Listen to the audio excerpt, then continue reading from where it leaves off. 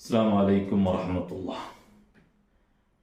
നാം എവിടെ പോയാലും ഏതൊരു വീട്ടിൽ കയറിയാലും അല്ലെങ്കിൽ ഒരു ആളുകളെ കണ്ടുമുട്ടിയാൽ ഒരു പരിപാടി സംബന്ധിച്ചാൽ പെട്ടെന്ന് നമ്മുടെ ശ്രദ്ധ പോകുന്നത് ചെറിയ കുട്ടികളിലേക്കായിരിക്കാം. കാരണം കുട്ടികൾ എന്നുള്ളത് അത് നമുക്ക് വല്ലാത്തൊരു ആവേശമാണ്. ചെറിയ മക്കളുടെ ആ ഒരു പ്രായം, 1 വയസ്സുള്ള അല്ലെങ്കിൽ 2 വയസ്സുള്ള അല്ലെങ്കിൽ 3 വയസ്സുള്ള ആ പ്രായത്തിൽ ആ വളർന്നു വരുന്ന കുട്ടികൾ, ആ കുട്ടികളുടെ കളികളും അവരുടെ സംസാരങ്ങളും അവരുടെ ആ മെല്ലെ മെല്ലെയുള്ള നടത്തങ്ങളും അവരുടെ ഓരോരോ പ്രവർത്തനങ്ങളും അത് നോക്കാൻ വല്ലാത്തൊരു രസമാണ് അല്ലേ. നമ്മുടെ ആ ചെറിയ മക്കൾ അവരിങ്ങനെ ഓരോരോ അക്ഷരങ്ങൾ ഇങ്ങനെ മെല്ലെ എടുത്തെടുത്തിട്ട് എങ്ങനെയെങ്കിലും കൂട്ടിയുണ്ടാക്കി ഒരു വാക്കുണ്ടാക്കും. അപ്പോൾ അവരിങ്ങനെ സംസാരിച്ച് തുടങ്ങുന്ന ആ ഒരു സമയം, അവരുടെ ആ ചിരി, അവരുടെ കരച്ചിലാണെങ്കിലും അവരുടെ ചില പ്രവർത്തനത്തിലുള്ള തർക്കങ്ങളും വാശികളും അങ്ങനെ അവരുടെ കളികൾ എല്ലാം നോക്കാൻ രസമാണ്. ചെറിയ മക്കൾ എന്ന് പറഞ്ഞാൽ അത് രസമാണ്. അല്ലാഹു തആല നമ്മുടെ മക്കളൊക്കെ നന്നാക്കി തരുമാറാവട്ടെ. എന്നാൽ ആ എല്ലാ മക്കളും ഒരുപോലെ ആയിക്കൊള്ളുന്നില്ല. എല്ലാ മക്കളുടെയും വളർച്ച ഒരുപോലെയല്ല. എല്ലാ മക്കളുടെയും കഴിവുകൾ ഒരുപോലെയല്ല. എല്ലാ മക്കളുടെയും പ്രവർത്തനങ്ങൾ ഒരുപോലെയല്ല. നമുക്കറിയാം, ഓരോരോ കുട്ടികളെ നാം വീക്ഷിച്ചാൽ ചില കുട്ടികൾ വളരെ പെട്ടെന്ന് തന്നെ സംസാരിക്കാനും മറ്റുള്ള ചില പ്രവർത്തനത്തിൽ നല്ല കഴിവുകൾ തെളിയിക്കാൻ കഴിവുകൾ തെളിയിക്കുക എന്ന് പറഞ്ഞാൽ അവരുടെ പ്രായമനുസരിച്ചുള്ള കഴിവുകൾ, അങ്ങനെ നല്ല നല്ല കഴിവുകൾ അവർ നമുക്ക് ബാഹ്യമായി നാം കാണാൻ തുടങ്ങും. അതേസമയത്ത് ചില കുട്ടികൾ ചിലപ്പോൾ ഒരേ പ്രായത്തിലുള്ള 2 കുട്ടികളാണെങ്കിലും ആ 2 കുട്ടികളുടെയും കഴിവ് ഒരുപോലെ ആയിക്കൊള്ളണമെന്നില്ല. അപ്പോൾ എല്ലാ കുട്ടികളും ഒരുപോലെയല്ല. ചില കുട്ടികൾ നല്ല കഴിവുണ്ടാകും, ചില കുട്ടികൾ കഴിവില്ല എന്ന് പറയരുത്. അവരുടെ കഴിവ് ഒരല്പം മെല്ലെ ആയിരിക്കാം.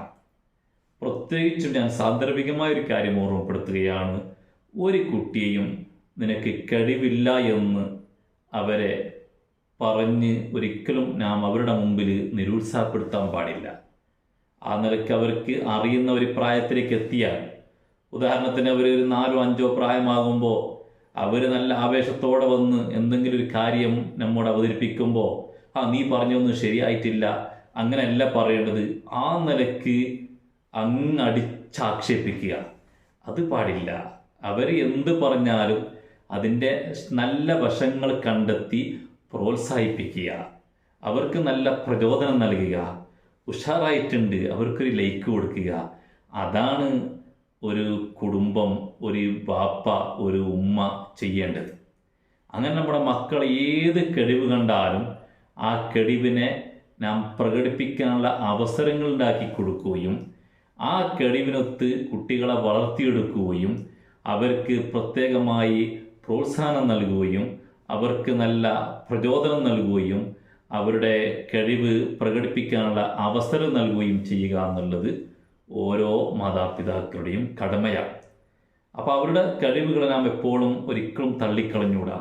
അത് വ്യത്യസ്തമായ മേഖലയിലും വ്യത്യസ്തമായ പ്രവർത്തനങ്ങളിലായിരിക്കാം അവരുടെ കഴിവുകൾ. ഏതായാലും അത് പറഞ്ഞാൽ ആ കാര്യം ഒരുപാട് സംസാരിക്കേണ്ട വിഷയമാണ്.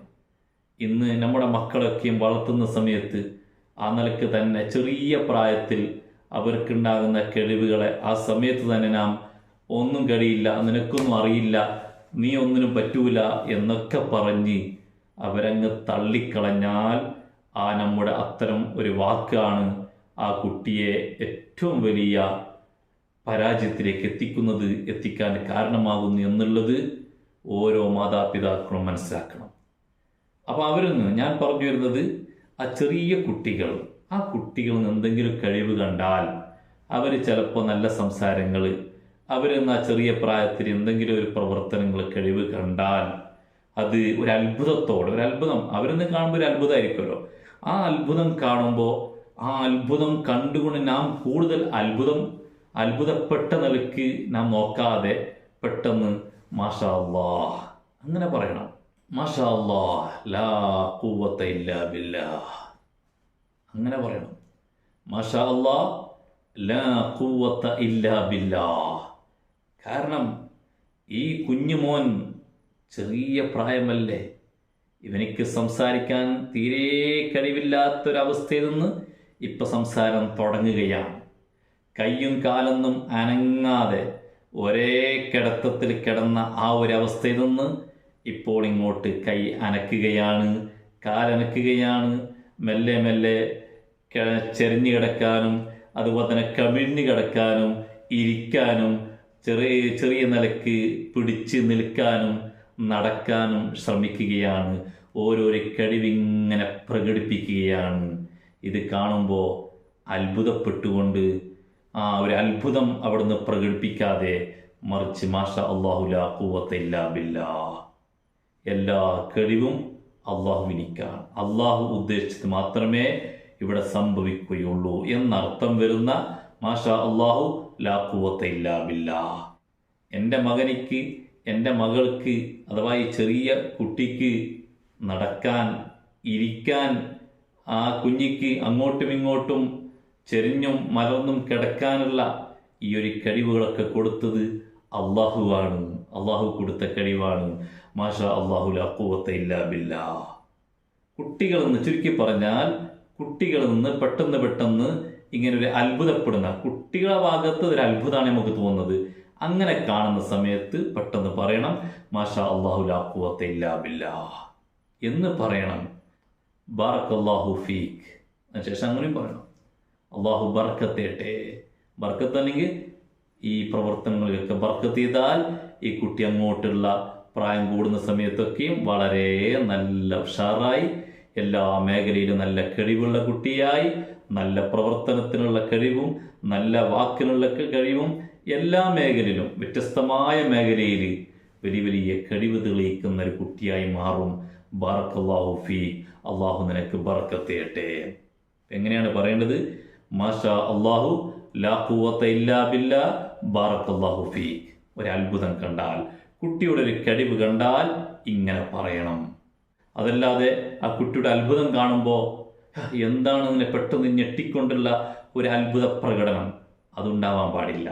മറിച്ച് മാഷാ അല്ലാഹു ലാ ഖുവത ഇല്ലാ ബില്ലാഹ് ബാറക്കല്ലാഹു ഫീ. കുട്ടികൾക്ക് പെട്ടെന്ന് കണ്ണീർ തട്ടും. പെട്ടെന്നായിരിക്കാം കുട്ടികളുടെ ഓരോരോ പ്രവർത്തനങ്ങളെ കാണുമ്പോൾ പെട്ടെന്ന് നാം ഇങ്ങനെ അത്ഭുതത്തോടെ നോക്കുമ്പോൾ പെട്ടെന്നൊരു കണ്ണീർ തട്ടാൻ സാധ്യതയുണ്ട്. അതുകൊണ്ട് അത്തരം കാര്യങ്ങൾ നാം സൂക്ഷിക്കണം. ഇൻഷാ അല്ലാഹ് കുട്ടികൾക്ക് കണ്ണീർ തട്ടാതിരിക്കാനുള്ള ചില വിഷയങ്ങളും ചില ദുആകളും അടുത്ത വീഡിയോയിൽ നമുക്ക് ചർച്ച ചെയ്യാം. അള്ളാഹു അനുഗ്രഹിക്കുമാറാവട്ടെ. നാം പറയുന്നതും കേൾക്കുന്നതുമായ എല്ലാ വിഷയങ്ങളും അള്ളാഹു പൊരുത്തപ്പെട്ട നിലക്ക് സ്വീകരിക്കുമാറാവട്ടെ. അസ്സലാമു അലൈക്കും വറഹ്മത്തുള്ളാഹി.